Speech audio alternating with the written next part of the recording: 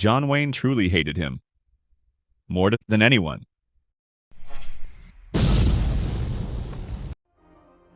The legendary John Wayne, that epitome of rugged masculinity on screen, harbored a secret. A vendetta so profound in his iconic career. But who or what could possibly ignite such furious animosity in this American icon? The answer, hidden beneath layers of Hollywood glamour and carefully crafted public persona, is far more surprising than you might imagine. We'll peel back the curtain today to unveil the shocking truth behind the Duke's most bitter feud, exposing a facet of his life rarely glimpsed by his adoring fans. Prepare to be stunned. This isn't a rival actor or political foe. The source of his rage is far more unexpected. The name John Wayne conjures images of rugged heroism in classic westerns and wartime epics, a true American legend. But beneath the iconic persona lies a surprisingly complex story, one that goes far beyond the silver screen. This exploration delves into the untold chapters of his life, from his humble beginnings to his meteoric rise and the controversies that shadowed his later years. John Wayne, real name Marion Michael Morrison, born in rural Iowa in 1907. In 1914, his family moved to California, paving the way for a change that would last for generations. Few know that the legendary John Wayne's unwavering loyalty wasn't just reserved for the screen. From his earliest years, his inseparable companion was Duke, his beloved Airedale dog. Their bond was so profound that they became known affectionately as Little Duke and Big Duke, a nickname that would forever intertwine their fates and subtly shape the future John Wayne. This unlikely friendship offers a glimpse into the man behind the myth, revealing a softer side to the stoic Hollywood icon. A talented student at Glendale High School, he excelled in both football and drama, initially dreaming of a professional football career. His skills earned him a scholarship to the University of Southern California, where he balanced rigorous training with the laid-back California lifestyle of surfing at Newport Beach. However, fate intervened in 1926 in the form of a serious body surfing accident. This unexpected injury abruptly shattered his athletic aspirations, bringing a jarring end to both his football career and his carefree days riding the waves. This pivotal moment marked a dramatic turning point, forcing a recalibration of his ambitions and inadvertently propelling him towards an entirely unforeseen career path, one that would eventually make him a global icon. Instead of the gridiron or the ocean waves, his future lay in the burgeoning world of cinema. His first steps into this new realm were humble. He joined the Fox Film Corporation not as a star, but as a lowly prop man, handling sets and equipment for a meager wage. Ironically, it was within the bustling confines of the Fox studios that year that he started his journey as an extra, a small but essential step towards his ultimate transformation into John Wayne. The early years of John Wayne's cinematic journey were far from glamorous. He began his career in near anonymity, playing the unremarkable role of a Yale football player in the largely forgotten film, Brown of Harvard. This quiet start was followed by a string of 13 uncredited appearances, a testament to the long and arduous climb he faced before reaching the heights of stardom. His first taste of recognition finally came in 1929 with Words and Music, a modest film where he was credited, for the first time, as Duke Morrison, a name reflecting his strong bond with his dog. This period also marked the beginning of a crucial and enduring collaboration with the legendary director John Ford, a relationship that would shape his career in profound ways. But it was under the direction of Roald Walsh that Wayne's star truly ignited. The year was 1930 and the film was The Big Trail, a pivotal moment not only for Wayne's career but also for the Western genre itself. His portrayal of Breck Coleman, a courageous wagon train leader venturing west, was electrifying. The sheer scale of the competition, Wayne beat out an astonishing 81 other actors, underscores the significance of his triumph. Even his name was a product of this crucial turning point. Walsh initially suggested Anthony Wayne, but Winfield Sheehan, the powerful head of Fox Studios, deemed it too Italian. A surprisingly revealing anecdote that hints at the subtle prejudices at play in Hollywood at the time. Sheehan's alternative, John Wayne, was more than just a name. It was a branding decision that would etch itself into the very fabric of American popular culture, solidifying his persona for generations to come. The image of John Wayne effortlessly astride a horse, a symbol of his iconic Western roles, stands in stark contrast to a surprising truth. The man himself harbored a secret aversion to equines. The biography, John Wayne, The Life and Legend, reveals a detail that might shock fans. His son, Michael, learned to ride from professional stuntmen, not his famous father. This revelation underscores the distance between the carefully constructed on-screen persona and the complex reality of the man behind it. As journalist Gary Wills pointed out in a candid PBS interview, Wayne hated horses, never rode except on the set, and never rode when he didn't have to. This candid admission demystifies the carefully crafted image of the stoic cowboy, adding a layer of intriguing complexity to the legend of John Wayne. The widely held belief that John Wayne was uncomfortable around horses is challenged by a compelling counter-narrative offered by his son, Patrick. He paints a picture of his father not as an equestrian phobe, but as a remarkably skilled horseman. Patrick points to the filming of the 1971 film Big Jake as evidence, describing a thrilling chase scene where Wayne's mount was unexpectedly startled, yet the actor remained firmly in the saddle, a testament to his considerable riding ability. This contradicts the previously mentioned accounts of his horse aversion. Furthermore, Patrick recounted a revealing anecdote from the set of the 1961 film The Comancheros. During an early scene, young Patrick struggled noticeably with his riding, appearing awkward and unskilled. Rather than dismissing his son's difficulties, John Wayne, ever the perfectionist, took the situation into his own hands. "You're going to learn how to ride a horse," he declared, personally overseeing his son's riding lessons to ensure authenticity on screen. Patrick's subsequent improvement was so marked that they actually reshot the original scene to showcase his newfound skill.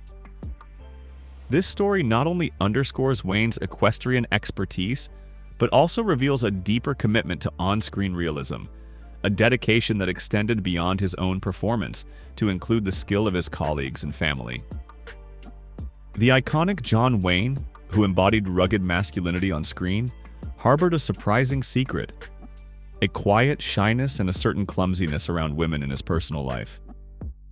This unexpected vulnerability stands in stark contrast to his powerful on-screen presence. Despite this, his personal life was anything but quiet, marked by 3 marriages and 7 children, a testament to a complex and multifaceted personality.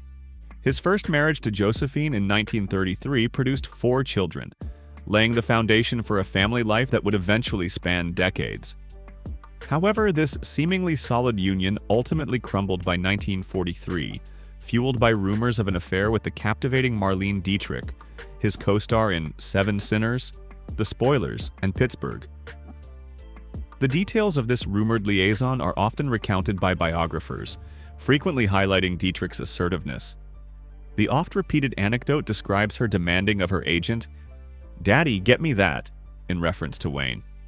This 3-year period of intrigue seemingly shaped his subsequent relationships. His second marriage to Esperanza was reportedly fraught with jealousy and stormy arguments, further complicated by whispers of another affair, this time with actress Gail Russell. The dramatic unraveling of this union culminated in a divorce in 1954. Remarkably, on that very same day, he married actress Pilar Palette, instantly launching another chapter in his tumultuous personal life. This rapid succession of marriages and rumored affairs reveals a man whose private life was as richly dramatic and unpredictable as the larger-than-life roles he portrayed on the silver screen, proving that even legends have compellingly human stories to tell. If you like this video, please leave a number 9 in the comments below. John Wayne's third marriage to Pilar Palette, which began in 1954, added 3 more children to his already sizable family, further enriching his complex personal tapestry. Their union, however, ultimately ended in separation in 1973. Interestingly, following this final marital chapter, Wayne chose not to remarry, spending his remaining years in the company of Pat Stacey, his devoted secretary.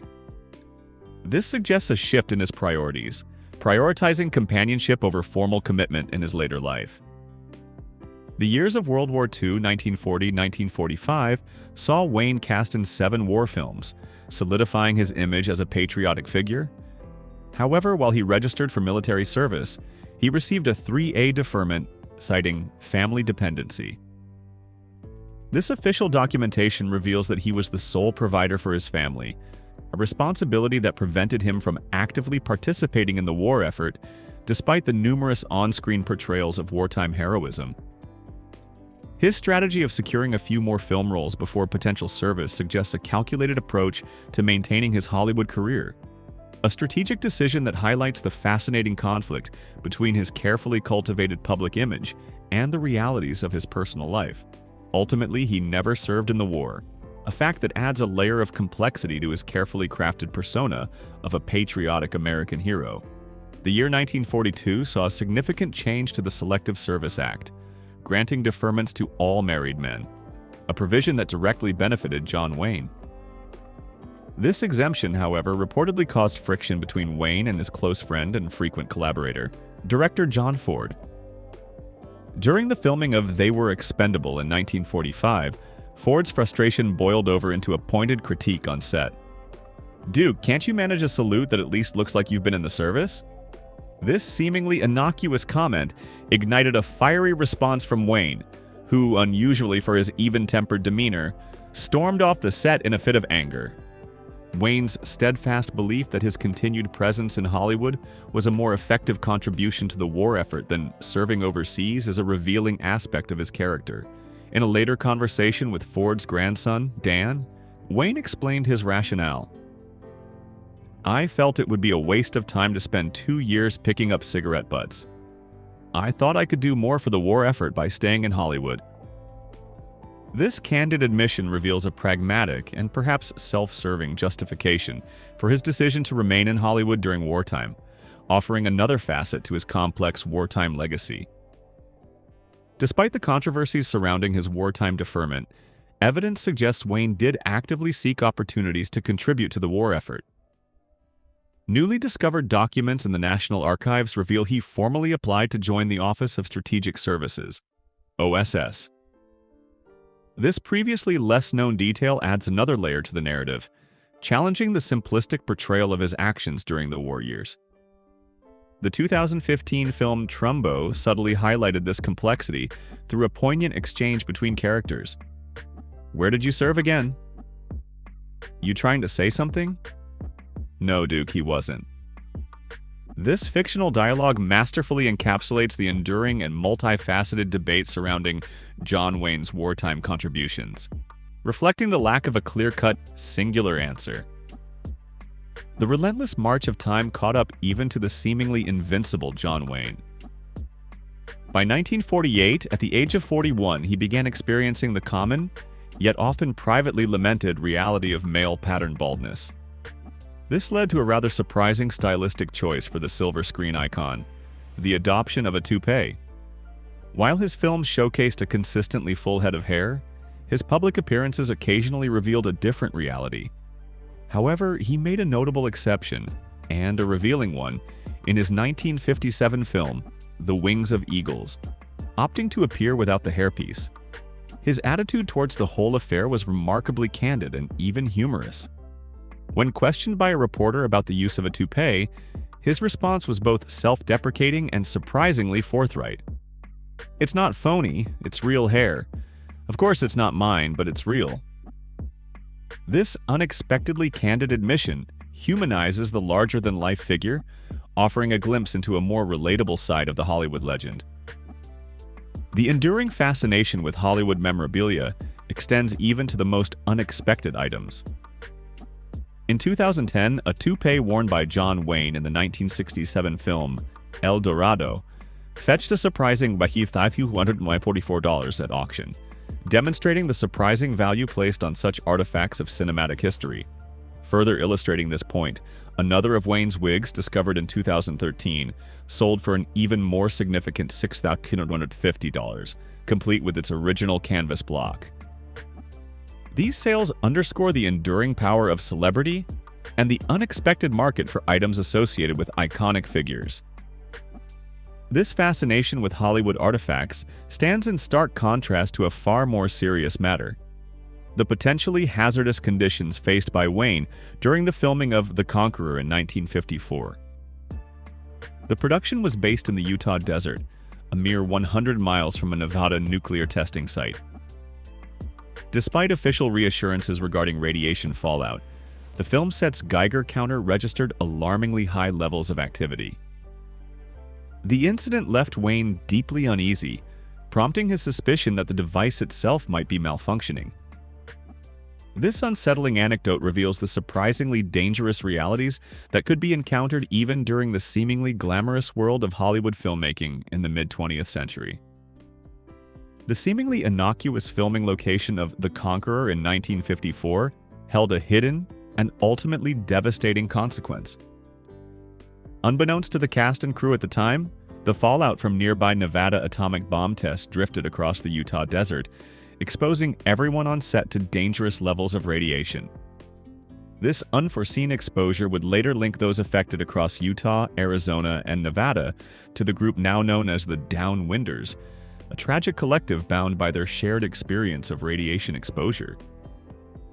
This revelation adds a deeply somber and unsettling chapter to the story of the film's production. The consequences of this exposure became tragically apparent years later when, in 1964, John Wayne received a devastating diagnosis of cancer, leading to the surgical removal of a lung and several ribs. This health crisis serves as a stark reminder of the long-term, unforeseen consequences of nuclear testing and the human cost of technological advancement.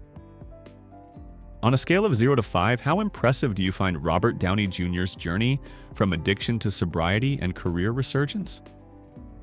Comment with a number to share your thoughts. John Wayne's courageous fight against cancer ultimately ended in 1979 when he succumbed to stomach cancer. Adding a layer of heartbreaking irony, his sons, Michael and Patrick, who were also present during the filming of The Conqueror, also developed cancer, although they thankfully survived. The full extent of the tragedy associated with the film's production became chillingly clear by 1981. An alarming statistic emerged.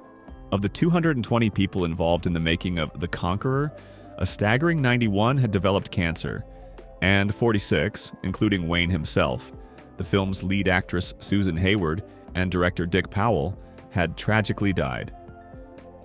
This devastating outcome serves as a sobering testament to the long-term and far-reaching consequences of the film's location in close proximity to the Nevada atomic testing site, transforming a seemingly glamorous Hollywood production into a tragic case study of the unseen dangers of nuclear fallout.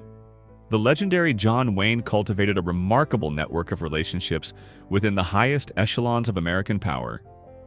Throughout his life, he maintained friendships with several U.S. presidents, a list that reads like a who's who of mid-20th century American politics. Dwight Eisenhower, John F. Kennedy, Lyndon Johnson, Richard Nixon, Gerald Ford, Jimmy Carter, and Ronald Reagan. His relationship with Richard Nixon was particularly noteworthy, with Wayne actively campaigning for him during the 1960 presidential election. However, despite his strong political allegiances, he demonstrated remarkable grace and sportsmanship in defeat. Following John F. Kennedy's victory, Wayne sent a telegram extending his congratulations, a gesture of respect characterized by his simple yet meaningful message. From the loyal opposition. This anecdote highlights Wayne's ability to maintain personal relationships across political divides, a testament to his character that transcends his firmly held political beliefs. John Wayne's responses to significant political events reveal a nuanced and surprisingly fair-minded perspective beyond his often stated conservative views. The assassination of President John F. Kennedy in 1963 deeply affected him, as it did the entire nation, highlighting his capacity for empathy beyond political lines. Similarly, when his friend Barry Goldwater lost the 1964 presidential election, Wayne's reaction was one of dignified acceptance, once again showcasing a commendable grace in defeat. His political engagement was reignited in 1968 when he once more threw his support behind Richard Nixon, a candidate who clearly valued Wayne's considerable appeal among blue-collar workers. This pattern of political involvement reveals a man whose political opinions were firm, yet not inflexible, and whose personal relationships transcended partisan divides. The bond between John Wayne and Richard Nixon persisted even amidst the turbulent political landscape of the Watergate era. Their friendship remained strong even as the scandal unfolded, ultimately culminating in Nixon's resignation in 1974. Wayne's perspective on Nixon's handling of the crisis was characterized by his typically blunt and direct style. Commenting on the unfolding events, he offered a characteristically straightforward assessment. He probably should have just stood up at the very beginning and said, "Anybody that's done something wrong, go to jail." He didn't do it soon enough. This concise statement reveals Wayne's unwavering belief in personal responsibility and his straightforward approach to issues of integrity, a perspective that aligns with his largely straightforward on-screen persona, yet hints at a more complex understanding of political dynamics and human fallibility. John Wayne's final cinematic appearance in 1976's The Shootist, alongside Lauren Bacall and Ron Howard, proved to be a remarkably poignant and resonant performance. The film's narrative arc eerily mirrored his own life's trajectory, focusing on an aging gunfighter in the Old West confronting a terminal cancer diagnosis. Wayne's portrayal of J.B. Brooks, a character who chooses to meet his death on his own terms in a climactic showdown, is considered by the John Wayne Heritage Organization to be among his finest work. The film's thematic resonance with Wayne's own life lends it a deeply moving power, making it a fitting and memorable conclusion to his illustrious career. The line from The Shootist, "Most men, regardless of cause or need, aren't willing, and they blink an eye or draw a breath before they pull the trigger," holds a particularly poignant weight in light of Wayne's own struggle with cancer. This powerful dialogue adds an undeniable layer of both authenticity and gravity to his performance in the film, fueling speculation that he may have still been battling the disease during its production. The line transcends its fictional context, offering a profound reflection on courage in the face of mortality and adding a deeply moving layer of real-world resonance to Wayne's final on-screen portrayal. Physical toll on John Wayne during the filming of The Shootist was undeniable, leading many to believe his cancer had returned. However, it's important to note that he had successfully battled the disease back in 1964. Despite his victory over cancer, Wayne faced significant health challenges throughout the production of The Shootist. A serious bout of influenza resulted in a hospital stay, yet he resolutely returned to work, demonstrating his unwavering commitment to completing the film without delay. Simultaneously, he was already looking ahead, planning for another project, the lighthearted 1920s set comedy Beau John, a story about a Kentucky family patriarch, a stark contrast to the somber role he was currently portraying. This underscores his dedication to his craft, even amidst significant health concerns. Tragically, John Wayne's health took a turn for the worse in January 1979, with the return of his stomach cancer. This ultimately led to his passing on June 11th of that same year, bringing an end to the life of a Hollywood icon. Decades after his death, however, a shadow fell upon his legacy, with the resurfacing of a 1971 interview with Playboy magazine. This interview unearthed controversial statements regarding race, including his assertion, "I believe in white supremacy until the blacks are educated to a point of responsibility. I don't believe in giving authority and positions of leadership and judgment to irresponsible people." These remarks sparked considerable controversy and prompted a reassessment of Wayne's enduring legacy, highlighting the complexities and contradictions inherent in the life and image of a cultural icon. The Playboy interview also revealed Wayne's views on the need for improved educational opportunities for Black Americans, a perspective seemingly at odds with his more controversial statements. He explicitly distanced his generation from responsibility for the historical enslavement of African Americans. Furthermore, he offered a controversial justification for the displacement of Native Americans, stating, "I don't feel we did wrong in taking this great country away from Native Americans, if that's what you're asking. Our so-called stealing of this country from them was just a matter of survival. There were great numbers of people who needed new land, and the Indians were selfishly trying to keep it for themselves. This perspective, while reflecting the prevailing attitudes of his time, remains undeniably problematic and has prompted considerable criticism, underscoring the ongoing complexities of evaluating historical figures within the context of evolving social norms and understandings. Because YouTube will prioritize interactive videos, please comment OK if you find this video interesting. Thank you. Wayne's Playboy interview further revealed his discomfort with what he termed hyphenated American identities, expressing his sadness at the idea of individuals defining themselves by their ethnicity in addition to their nationality. He coupled this with an outspoken critique of socialism, arguing against government support for minority groups, stating, "You can't whine and bellyache because somebody else got a good break and you didn't, like these Indians are. We'll all be on a reservation soon if the socialists keep subsidizing groups like them with our tax money." He further added, "There shouldn't be so much whining and bellyaching." These remarks sparked immediate and intense backlash, reigniting discussions surrounding his legacy, and even it ignited a firestorm of controversy that continues to smolder around his legacy, focusing intensely on the very airport that bears his name. John Wayne Airport in Orange County, California, became a battleground between those who saw him as an American icon, deserving of the honor, and those who felt his revealed prejudices disqualified him from such recognition. For years, the airport stood as a testament to Wayne's on-screen persona, the rugged individualist embodying a certain vision of American strength. But the interview cast a long shadow over that image. His words, stark and unapologetic, forced a reckoning with the man behind the myth. Could a man who expressed such views on race and indigenous peoples truly represent the values of a diverse and evolving nation? The push to rename the airport gained significant momentum. Activists and community members argued that retaining Wayne's name was an affront to those he disparaged, a painful reminder of a history of discrimination. They saw it as perpetuating a harmful narrative, one that minimized the experiences of marginalized communities.